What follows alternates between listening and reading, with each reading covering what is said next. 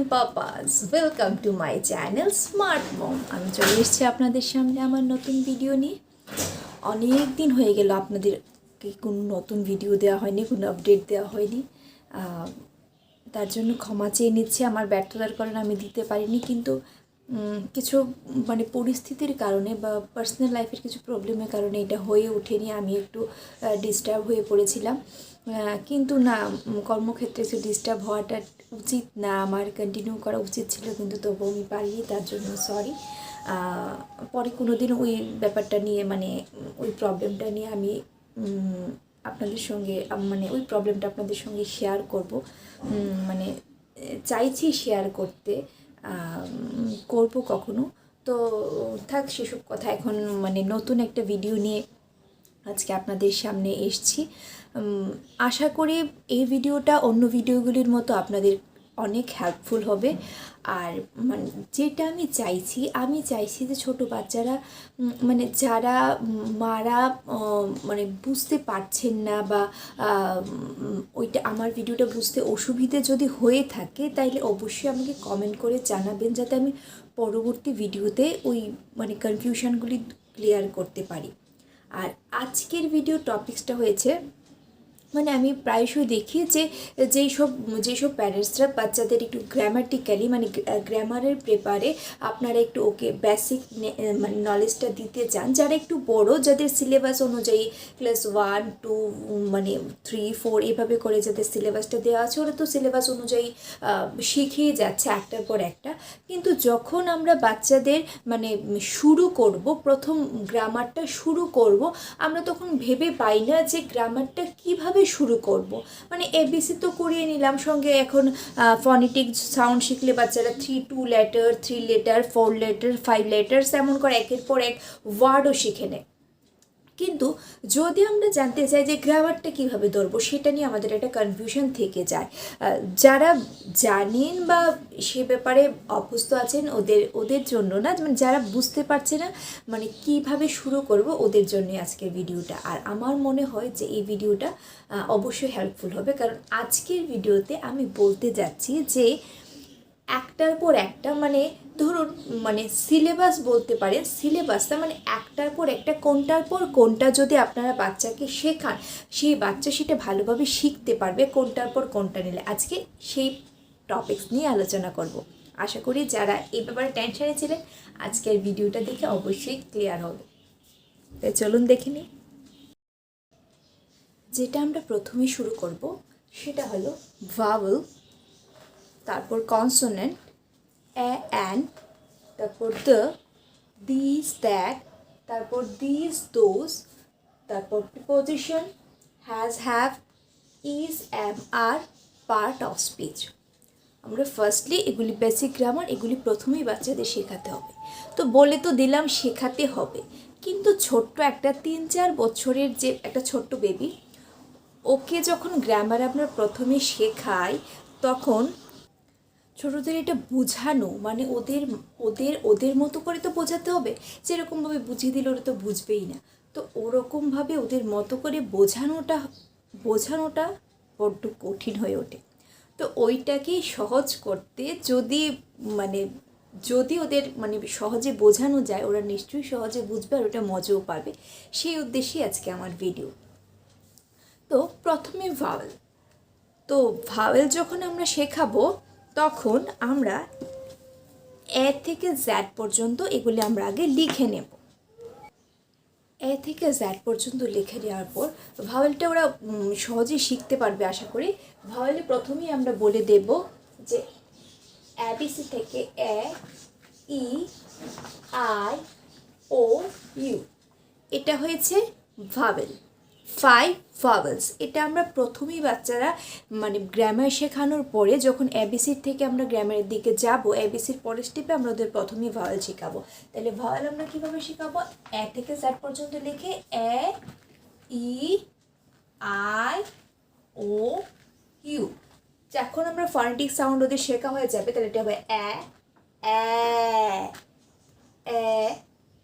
ই, অ, আ। এই 5টা ভাওয়েল ওদের প্রথমে শিখে নেবেন, ওরা এটা ফাইন্ড আউট করতে পারবে। তারপর এগুলিকে বাদ দিয়ে বাকি যেগুলি আছে সেগুলি কনসোনেন্ট আপনারা ওদেরকে একসঙ্গে অনেকগুলি এলোমেলো ল্যাটার দিয়ে ওদেরকে একটা একটা করে ফাইন্ড আউট করতে পারবেন। এ কীভাবে ফাইন্ড আউট করবে, বি কীভাবে ফাইন্ড আউট করবে, এভাবে করে ওরা ভাওয়াল ফাইন্ড আউট করা শিখে নেবে। তারপর নেক্সট আসলো কনসোনেন্ট, তারপর ওরা কনসোনেন্টও ফাইন্ড আউট করা শিখে নেবে। তো এবার যখন ভাওয়েল কনসোনেন্ট ফাইন্ড আউট করা ওরা শিখে নেবে, তারপর ওদেরকে অ্যান আর এ শেখাবে। ভাওয়েলের আগে অ্যান আর কনসোনেন্টের আগে এ হয়। তারপর ওদেরকে কতগুলি ওয়ার্ড দেবেন, ঠিক আছে, যেই ওয়ার্ডগুলির আগে গ্যাপ থাকবে, ফিল ইন দ্য গ্যাপের মতো ওগুলিকে ওকে ফিল আপ করতে বলবেন। যে এখানে মেশানো ওয়ার্ড থাকবে স্টার্টিং লেটার মানে ফার্স্ট সাউন্ডটা কি হবে, আ, ব, ক, ড। এভাবে ওরা যখন ভাওয়েল আর কনসোনেন্ট আইডেন্টিফাই করবে তখন ওরা ওয়ার্ডের স্টার্টিং লেটারটা ওদেরকে বুঝতে শেখাবেন যে স্টার্টিং লেটারটা কি আসছে, আ, ব, ক, ড, ফ, হ কি আসছে। তো সেটা থেকে ওরা ফাইন্ড আউট করবে এটাকে এ হবে না অ্যান হবে। এ অ্যান ফাইন্ড আউট করা শিখে নেওয়া অনেকটা ইজি হয়েছে। তারপর সেটাতেই হবে ফার্স্ট প্রাইমারি স্টেজে। এইটাকেই বোঝাবে যে ওইটার সঙ্গে হয় যেটা একটাই আছে, আমরা একটাই দেখতে পাচ্ছি, আর্থ একটাই আছে, সান একটাই আছে, মুন একটাই আছে, যে জিনিসগুলি একটাই আছে সেটা হলো তো ওরা স্টার, মুন, আর্থ বা কিছু কিছু জিনিসের নাম যেগুলি একটাই আছে তো সেগুলি ওরা আইডেন্টিফাই করা শিখে নিল, ঠিক আছে। তারপর দিস দ্যাট আমি সহজে মানে একটা ভিডিওতে আমি মানে সবটাই মোটামুটি বোঝানোর চেষ্টা করছি। তারপর আসলো দিস দ্যাটের ক্ষেত্রে আপনার ওর একটু কাছে বোঝাবেন, কাছে আর দূরে। যেমন এখানে একটা ট্রি আছে, এখানে একটা ট্রি আছে, এটা এখানে আছে ট্রি। তারপর অনেক দূরে একটা ছোট্ট ট্রি, এটা আরেকটা ট্রি, ঠিক আছে, এটা আরেকটা ট্রি, এটা অনেকটা পথ দূরে গিয়ে এটা আরেকটা ট্রি। তাইলে এটা হবে দিস, ওইটা হবে দ্যাট, দিস দ্যাট। যখন আমরা আঙুল দিয়ে ওইটাকে বোঝাবো ওইটা হবে দ্যাট, দিস দ্যাট। যেমন এখানে একটা অ্যাপল আছে, ওইখানে একটা আপেল আছে, this Apple that Apple. This হলে কাছে, দ্যাট হলো দূরে, দিস দ্যাট, ঠিক আছে, দিস দ্যাট। এবার দিস দ্যাটের পরে দিস দোজ, সেম ভাবে দিস দ্যাট যখন বুঝবে, দিস হলে অনেকগুলি হবে, যখন এখানে ট্রি, দিস ট্রিজ, তখন অনেকগুলি ট্রি থাকবে, একটার বেশি ট্রিজ থাকবে, দিস ট্রিজ। দিস যখন অনেকগুলি সংখ্যা যখন থাকবে, একটার যখন বেশি থাকবে তখন হবে দিস, আর যখন একটার বেশি থাকবে দ্যাটের ক্ষেত্রে যখন একটার বেশি থাকবে তখন হবে দোজ। তাইলে দিস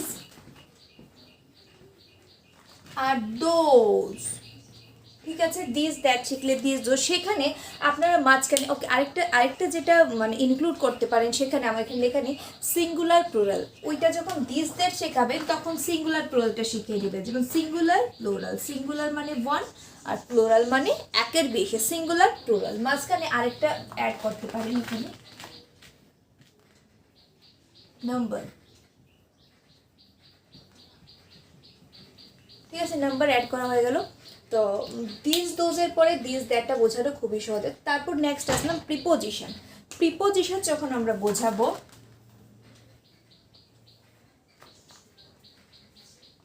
ধরে নিলাম এটা একটা বাকেট, ঠিক আছে, এটার ভিতরে যখন বাকেটটার ভেতরে থাকবে, ধরো কোনো একটা জিনিস, একটা বল, ঠিক আছে, একটা বল বাকেটটার ভেতরে আছে, তখন আমরা কি বলবো, in the bucket, in the bucket.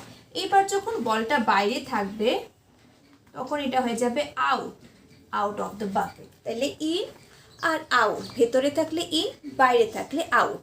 এবার যখন এটার উপরে থাকবে তখন হবে আপ, বলটা যখন উপরে থাকবে আপ। এবার বলটা যদি নিচে থাকে ডাউন বা আন্ডার। প্রিপোজিশনের সময় যদিও ডাউন হয় না, আন্ডার, আন্ডার, সরি আপ না, অন হবে, অন। উপরে যখন থাকবে অন, নিচে থাকলে হবে আন্ডার। এবার যখন এটার সামনে থাকবে, ধরো এখানে একটা ট্রি আছে, ঠিক আছে, এখানে একটা ট্রি আছে,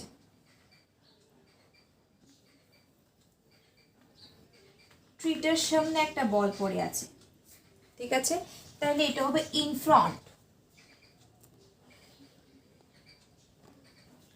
তখন এটা হয়ে যাবে in front,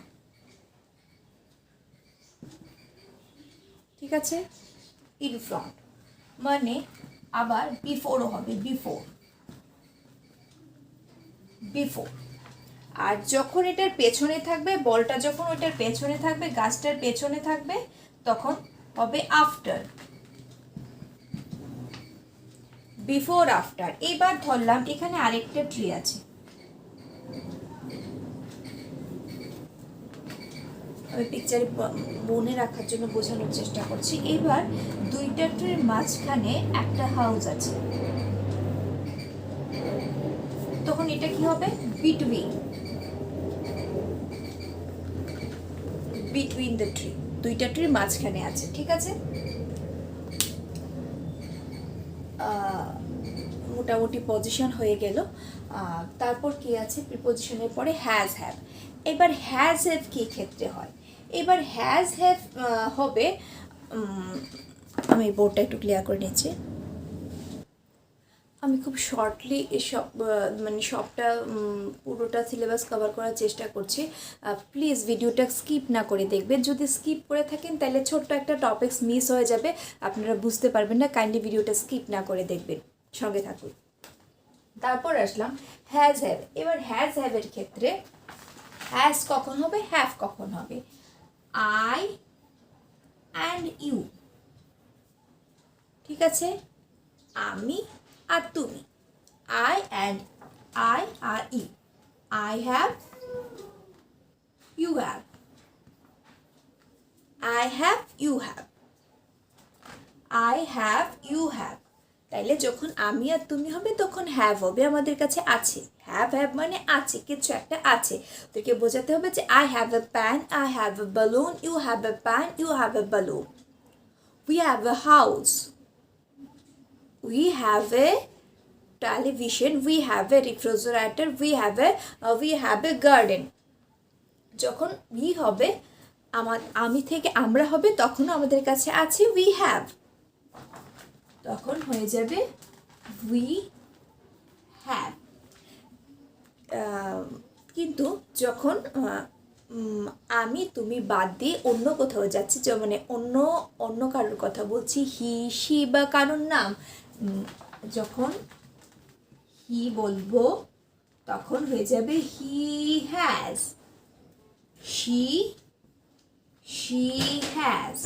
she has a toy, he has a toy, she has a toy, they, যখন দে হয়ে যাবে তখন আবার হ্যাভ চলে আসবে, they have some toys,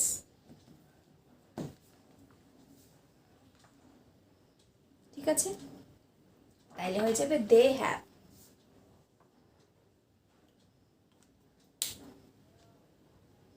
ঠিক আছে, সেন্টেন্সটা সেমই রাখলাম, they have a toy। তাহলে হির জায়গায় যদি কারোর নাম হয়, কোনো ফ্রেন্ডের নাম তুমি লিখতে পারো,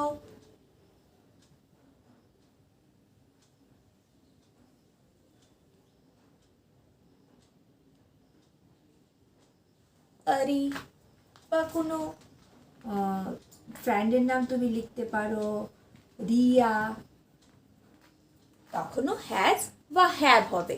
তাইলে হয়ে গেল হ্যাজ আর হ্যাভ। তখন আমরা তাহলে কি কি করে ফেললাম, ভাওয়েল হয়ে গেল, কনসোনেন্ট হয়ে গেল, এ এন হয়ে গেল, the, number, this, that, this, those, preposition, has, have, অনেকটাই হয়ে গেল। তারপর আসবো ইজ এম আর। তাহলে ইজ এম আর এর ক্ষেত্রে সেইভাবেই বোঝাবো, যখন হবে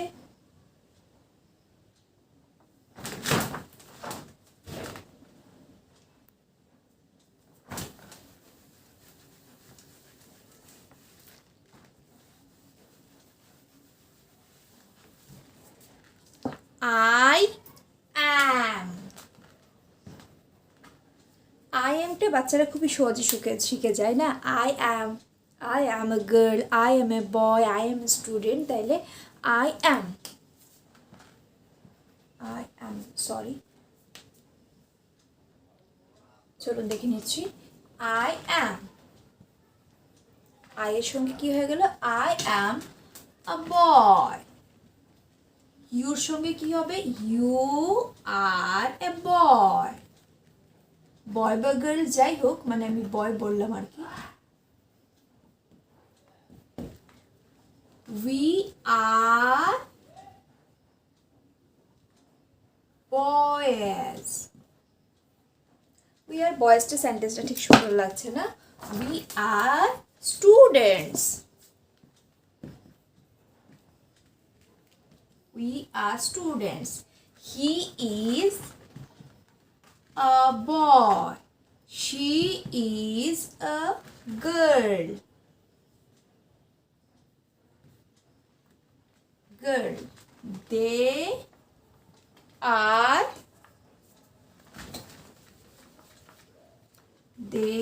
are students. হয়ে গেল। তারপর part of speech. Part of speech নিয়ে এখন আর আমি বেশি আলোচনা করছি না, কারণ পার্ট অফ স্পিচের ভিডিওটা আপনাদের দেওয়া আছে ওই আমার ওই ভিডিওটাতে গিয়ে আপনারা প্লিজ পার্ট অফ স্পিচটা দেখে নেবেন। পার্ট অফ স্পিচটা দিয়ে এখন আর আমি সময় নষ্ট করছি না, যেহেতু এটা দেওয়া আছে। আর যদি আপনারা চান তাহলে আমি অবশ্যই দিয়ে দেবো। আমার মনে হয় যারা মানে যেসব মানে ছোট বাচ্চা, মানে একদম ছোট মানে কেজিতে বা প্রি স্কুলারদের গ্রামার শুরু করব, বা ধরুন শুধু ছোট কেন, যারা ধরুন গ্রামারটা বুঝতে পারছে না বা কোথাও একটা ওদের একটা গ্যাপিংস রয়ে গেছে, বোঝা হয়নি, তো এখন আপনারা চাইছেন যে গ্রামারটা ভালো করে বোঝাতে, তো সেখানে আপনারা কোত্থেকে শুরু করবেন, কোনখান থেকে শুরু করলে বাচ্চারা কিভাবে মানে সেটাকে শুরু করলে সেটাকে ওরা বুঝতে পারবে, ওটা নিজেদের মধ্যে আয়ত্ত করতে পারবে। তাইলে আপনারা যদি এইভাবে করে একটার পর একটা ওদেরকে বোঝান, আমি শিওর যে ওরা খুব ভালোভাবেই বুঝতে পারবে, আর ওদের এই ব্যাপারগুলি নিয়ে অন্তত পক্ষে আর কোনো কনফিউশন হবে না। আপনারা প্লিজ ভিডিওটা যদি স্কিপ না করে দেখে থাকেন, আমি শিওর যে আপনাদের এই ব্যাপারে যদি কোনো কনফিউশন থেকে থাকে সেটাও ক্লিয়ার হয়ে গেছে। আর প্লিজ আপনারা এইভাবে ট্রাই করুন আর আমাকে কমেন্ট করে অবশ্যই জানান আপনাদের ব্লেসিংস, আর আপনারা সঙ্গে থাকবেন, ব্লেসিংস অবশ্যই ধরে রাখবেন। নমস্কার।